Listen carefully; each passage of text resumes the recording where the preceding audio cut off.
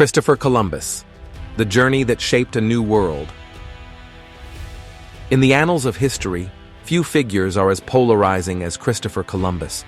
Over 5 centuries after his fateful voyage, he is celebrated as a daring explorer who bridged worlds, but also critiqued as a harbinger of devastating change. Columbus's journey in 1492 was a transformative moment for humanity, a monumental step into an interconnected world that was both brimming with potential and fraught with complexities. In this documentary, we take you back to that pivotal year. Together, we will follow Columbus as he sets out from Spain, braving uncharted waters in search of new trade routes to Asia. Through maps, narration, and rich visuals, we'll accompany him on the voyage where he encounters the New World and its indigenous peoples. And as we trace his steps, we'll explore the dual legacy he left behind, one of triumph and awe, but also deep controversy. The late 15th century was a time of great ambition and exploration. Europe had emerged from the shadows of the Middle Ages, ushering in the Renaissance, a period characterized by curiosity, discovery, and a thirst for knowledge. Yet, trade was the lifeblood of this burgeoning world, and Europeans were desperate to bypass perilous land routes dominated by Middle Eastern powers. Christopher Columbus, an ambitious Genoese navigator, saw an opportunity. He theorized that by sailing westward, he could reach the riches of Asia, circumventing the need for long and risky overland travel. His idea was daring and untested, but it captured the imagination of an era hungry for conquest and commerce. Columbus's proposal was initially met with skepticism. He approached numerous European courts, including those of Portugal and England, only to be turned away. Some doubted his calculations, others saw the venture as too risky. Finally, in 1492, Columbus found patrons in Spain's monarchs, King Ferdinand and Queen Isabella. Spain, recently unified and fresh from its victory over the Moors, was eager to expand its influence and wealth. Columbus's vision aligned with their ambitions, and the crown agreed to fund his voyage, providing 3 ships, the Niña, the Pinta, and the Santa Maria. With ships secured and a crew assembled, Columbus set sail on August 3, 1492, from the Spanish port of Palos. The horizon stretched endlessly before them, a sea of uncertainty. For most Europeans, the idea of venturing into the vast, uncharted Atlantic Ocean was unthinkable. But for Columbus, it was a calculated risk, a gamble laced with ambition and driven by his unwavering confidence. The expedition was far from smooth sailing. Supplies were limited, and the ocean's vastness offered no assurances of success. Days turned into weeks as the crew battled hunger, fatigue, and growing doubt. The monotony of the journey weighed heavily, and tensions simmered below deck. Columbus's leadership was frequently tested. His ability to placate the crew with promises of imminent landfall and his unshakable belief in the mission were what kept them moving forward. Still, whispers of mutiny began to rise as hope dwindled. Everything changed on the morning of October 12, 1492. After 10 arduous weeks at sea, the lookout aboard the Pinta cried out, "Land!" The crew, weary and desperate, erupted with joy. Columbus and his men had reached the shores of what is now the Bahamas. To them, it was the gateway to Asia. Columbus named the landfall San Salvador, claiming it for Spain. But the significance of this moment extended far beyond territorial claims. It heralded the first contact between European explorers and the indigenous peoples of the Americas. The indigenous people who greeted Columbus and his crew were the Taíno, a community that lived on the islands Columbus charted. To the Taíno, the Europeans were strangers seemingly dropped from the sky. To Columbus, they were an opportunity, a means to uncover treasures and resources. These interactions were tinged with mutual curiosity, but underpinned by profound cultural misunderstandings. The Taíno came bearing gifts. Columbus viewed their simplicity as a sign of innocence and opportunity. In his journals, he described them as noble savages, potential converts to Christianity, and laborers for Spain.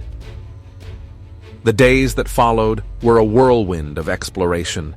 Columbus ventured across the islands of the Caribbean, including modern-day Cuba and Hispaniola.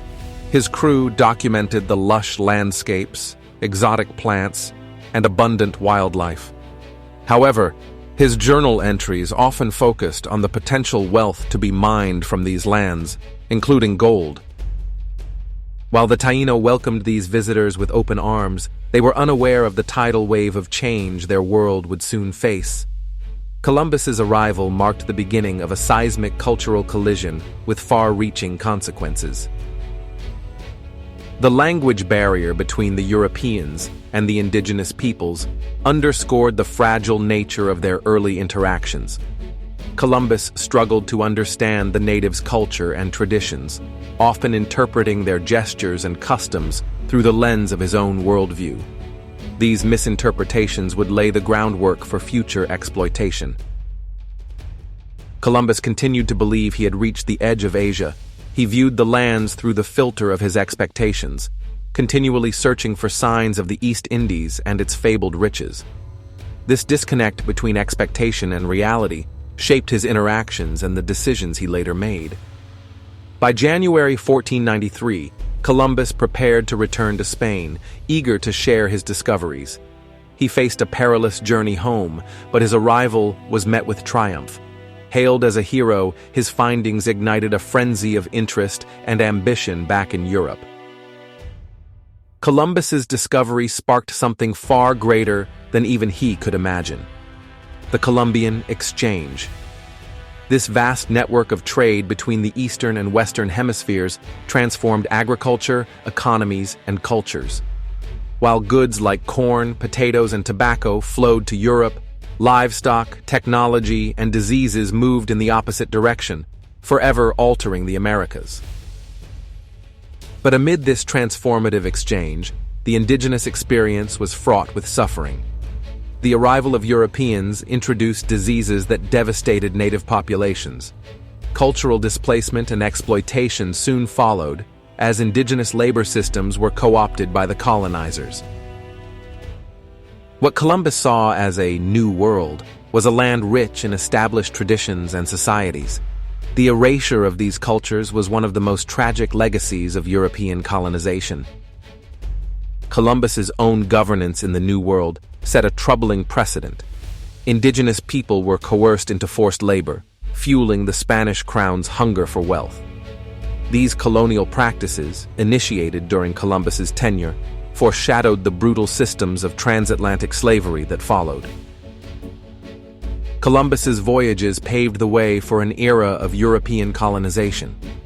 As Spain and other powers rushed to claim their stakes in the Americas, the indigenous people became casualties of conquest. Entire civilizations fell, their histories rewritten by the victors. For centuries, Columbus was hailed as the intrepid discoverer of the Americas, a figure synonymous with courage and enterprise. But beneath this myth lies a more complex reality. His achievement, while monumental, came at an immense human and cultural cost. It is undeniable that Columbus achieved something extraordinary. He dared to explore where others feared to go, igniting an era of exploration that would change the world. His navigation skills and persistence revealed newfound lands and inspired generations of explorers. Yet, alongside these triumphs stand darker truths. Columbus exploited the very people he encountered, setting a foundation for systems of oppression. The consequences of his decisions ripple through history, ensuring his legacy remains as controversial as it is celebrated. Modern historians have grappled with the duality of Columbus's legacy. Was he a visionary or a villain? Does his audacity excuse his actions? These questions, debated fiercely, reflect the evolving narrative surrounding his contributions and their consequences. Columbus's voyages undeniably shaped the world we live in today. They inaugurated the age of globalization, fostering exchanges that interlinked continents. Yet, they also ushered in systems of exploitation that reverberate even now. Christopher Columbus is neither hero nor villain alone. He embodies the complexities of history, a figure whose achievements are inextricably bound to their consequences. As we reflect on his journey, it demands we ask ourselves, how should we remember those who shaped history for better and for worse? In 1492, Columbus set sail to find a new route to Asia.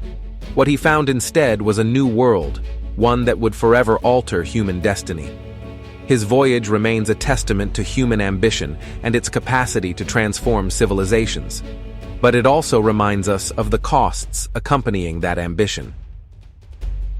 In remembering Christopher Columbus, we do so not only to celebrate his achievements, but to bear witness to the full spectrum of his legacy, a complicated story of exploration, conquest, and change. As we look back, let us not turn away from questioning the past, for it is only through understanding history's complexities that we can chart a fairer course forward.